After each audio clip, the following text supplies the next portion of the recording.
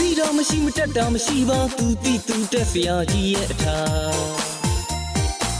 နေရတကားဆရာကြီးဆိုလာလူရှိဆိုလဲအထင်ကြီးခံခြင်းသူ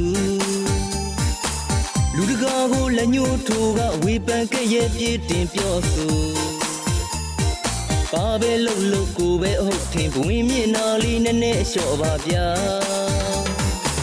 ဝေရှိမအပေါင်းတင်လို့ထင်ရွှေရှိမရောင်းရင်ဖွဲ့ခြင်းစင်ရဲသူနှိတ်ချဆက်ဆံဆရာကြီးတွေရဲ့စိတ်သက်တွေပဲဗျာ